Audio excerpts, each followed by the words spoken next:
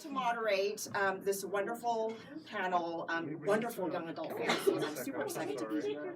I'm going to start with the most difficult part, which is to let you introduce yourselves. Please try to keep it at 20 minutes. 20 you minutes, start. 20 minutes, I'll time you. I was born on a dark and stormy night. And it was so cold, I remember it well from the womb. Anyway, no, I don't remember. I sometimes am worried about what I would remember as an infant. But I wrote this, it's shiny. I wrote another thing, it's over yonder there. And I write, so far, my books have been Hindu myth-inflected fantasy. And my debut, The Star-Touched Queen, is a retelling of Hades and Persephone with Hindu mythology, and it has a flesh-eating demon horse, semi-autobiographical character. Obviously, can't you see the resemblance? And then A Crown of Wishes, which just came out on Tuesday. I have like cows at home. They're named, Real cows? Yeah. What do you like fake cows? I just I hope that helps. No, I'm trying to think about like other things about my existence that are interesting. Okay, you live on a farm? We have a farm. Oh wow. Yeah, it's tiny. Cows. There's a chicken named Prospero who always attacks my dad.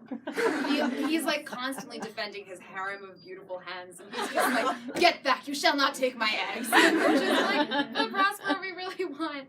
Like, your eggs. Yeah, like, I was gonna make it frittata, so you gotta get out of the way. And he's just like, oh man, I love it. yeah, he's delightful. We hate him. Thank you. About your book. So I'm Stephanie Garber, and this is my debut, Caraval. Basically, mostly here just because I'm so excited about A Crown of Wishes. But I'm so excited about So I just kind of want to talk about that book. Like A Crown of Wishes, this book also involves a game, but I'm just going to say something else about A Crown of Wishes. I just finished reading it, and I just realized that the way to talk about it was, it's this game that's so deadly, and it's so beautiful and amazing, you kind of want it to let it kill you as you're reading it. That's how I felt about this. I'm gonna brag about your book. No, okay, I will. I was raised on fairy tales and mythology because me and my siblings, we didn't speak our parents' native languages.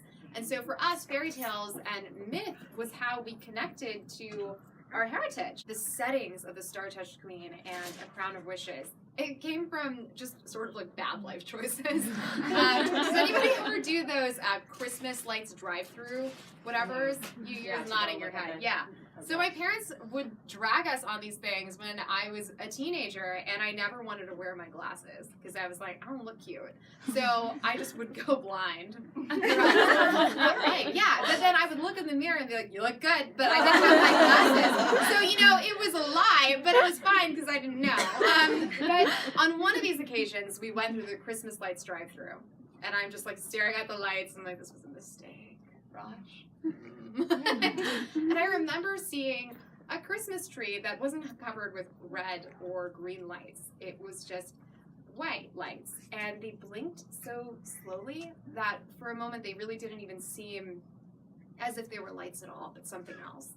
And it was the first time I thought about something like the memory tree, where the fruit itself was incandescent, and maybe it wasn't fruit at all, but memories growing on it. And the way that memories seem bright but fuzzy at the same time, like you're looking at them through water and you can't quite reach it.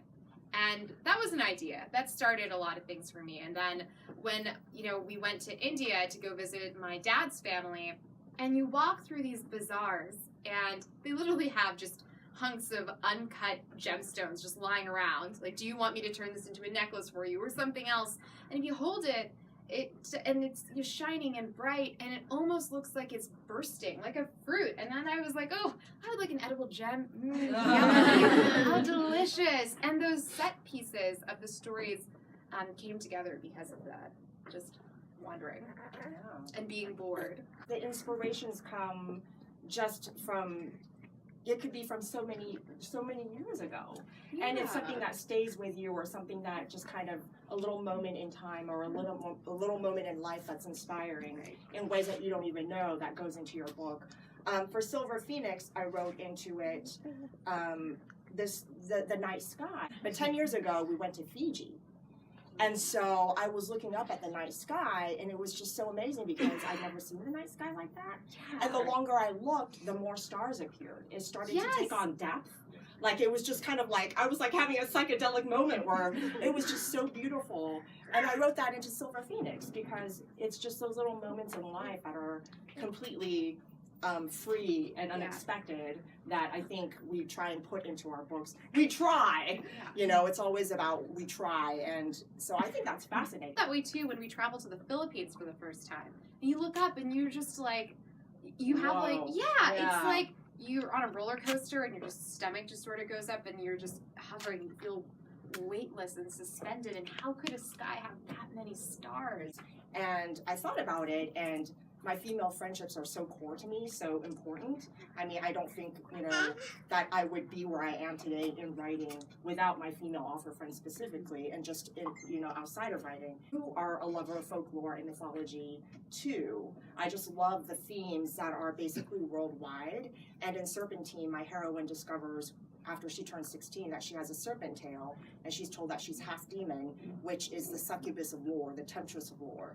And I just was fascinated by the idea of the beautiful woman that is so dangerous that she is literally a monster. It's actually about, you know, writing the contracted sequel, and it's probably one of the worst things for any author ever.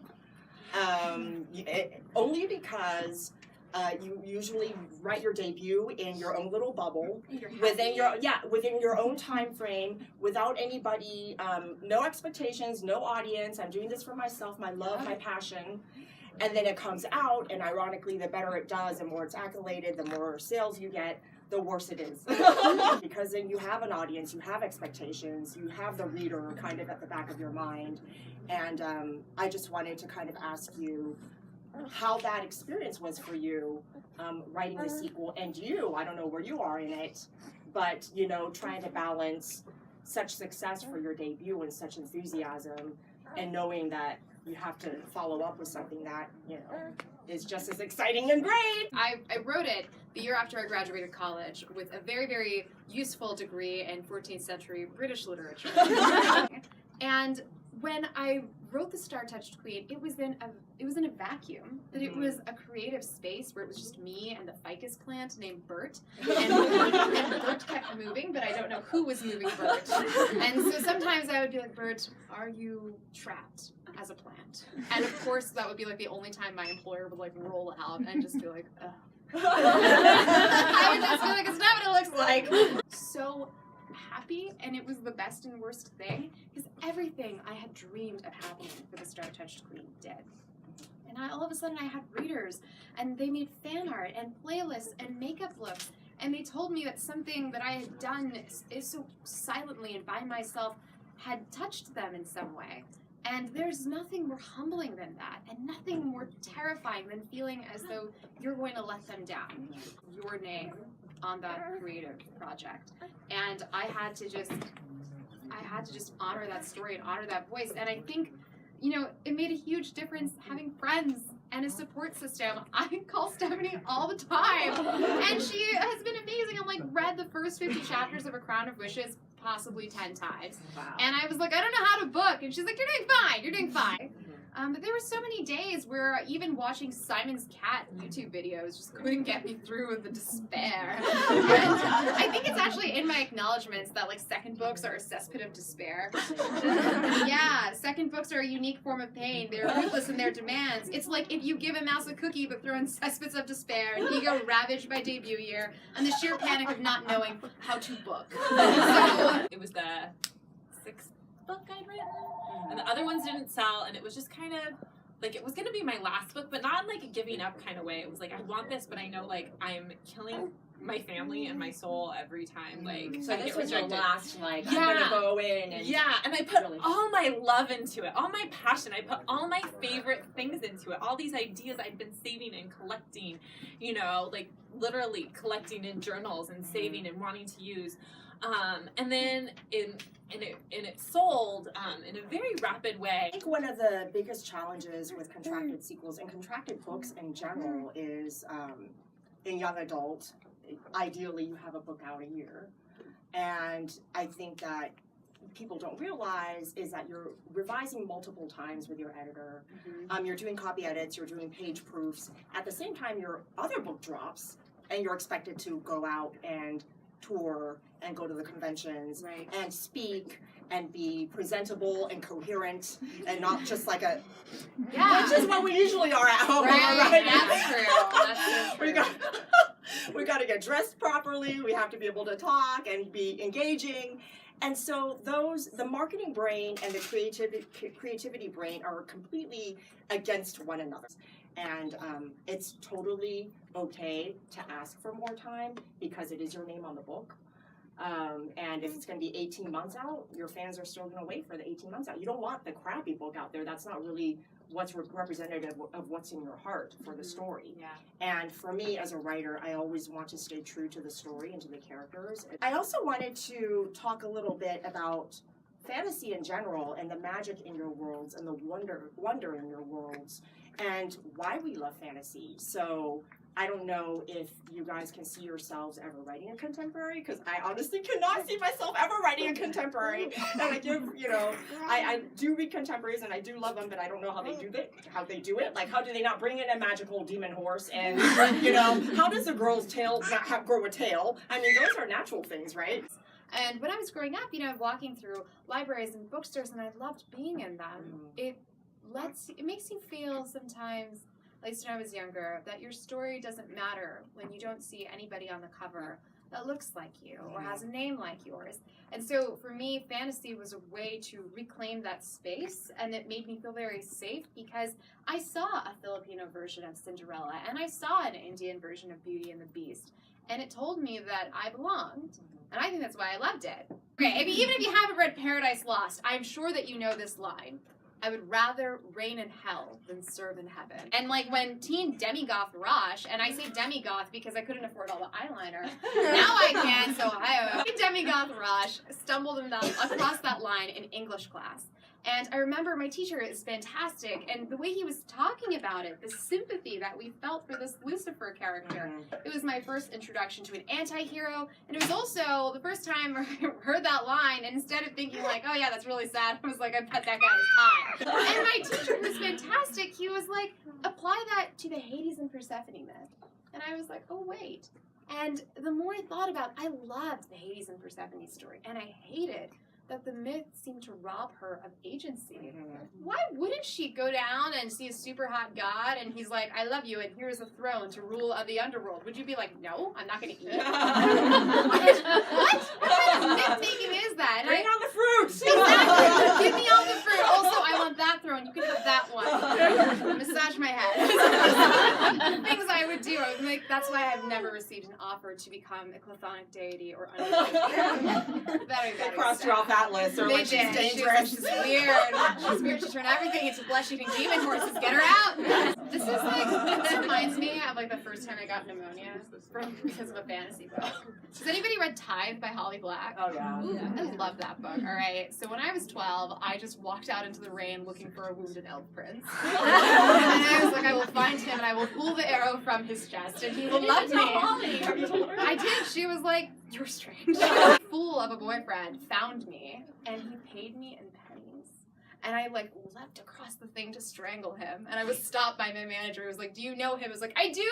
Let me kill my boyfriend! The thing about living in the South is what taught me to write genteel monsters, We care about hospitality. We care about etiquette. All my monsters care about manners. Yeah. Yeah, and it's the same thing in the South. You could see your mortal enemy, but if you're sitting on the porch, you will offer him or her sweet tea. I will kill you later. Yes. But have a drink first. Yeah, and does Regency romance count as like a? I would totally want to write that. I just want to write a synopsis that says like handsome, rakish Duke falls. But I wanted that to be our answer. Like, actually, we're writing a Regency romance. We should do a Regency romance parody. We should. Oh my god. We should do it. Let's write this synopsis. Like in Austin Land, but Regency. I love Austin Land. It's so awkward and awful. And what have we seen Austin Land, by the way? Austin Land is so good. It's so uncomfortable. I think I would love to write a straight historical, because I do actually love historicals. Yeah. But it's really intimidating to me because of the research. Because mine are historical, faux historical fantasies. They're not. I get to like just be a little bit liberal about the details and not be worried that some, academic from, Berkeley is going to be like, "Dear Ms. Pon, actually." Oh, I was going to say actually. Well, actually, in 1689 in China, then I'd be like, "Shh." Because I know a lot of very talented writers that can't take rejection. And if you're that talented and you can't take rejection, you're not going anywhere as a writer, because publishing is harsh. And no matter how talented you are, you're going to have rejections. Like, they said J.K. Rowling had rejections. I mean, we all have had rejections. And so it's just a matter of wanting it badly enough, and writers write. So just write and keeping the faith. And, that's how it's hard for everyone. Like, every author I admire, I know nobody's like, "Well, that was easy." Next. Nobody. I've never heard, and if I did, I probably wouldn't be friends with them. Because we both took the test on the same day. I think we were both lamenting, and it's like, "Wait, you're a Hufflepuff?" I was a Hufflepuff, and my Patronus was a dolphin. I'm like, no wonder I'm like not. I need like lessons in assertiveness. Well, I'm a Slytherin. So rude. Surprise face. Is it because my hair is dark? Is it my snake ring? Oh no! I always get that. But I'm really upset because my Patronus, I tried to game the Patronus to get like the coolest one ever. I wanted a snow leopard. I wanted a black swan. I got a shrew. My brother, who hates me, was like, "Did you know that their noses are venomous?" And I was like, "Get out." Like, immediately, get out. No, like, what do you do with that? It's so useless. Oh. Anyway, so that's me. But it's okay, because when the apocalypse happens, it'll be me and the cockroaches. I don't know what else will outlast Donald Trump's wig.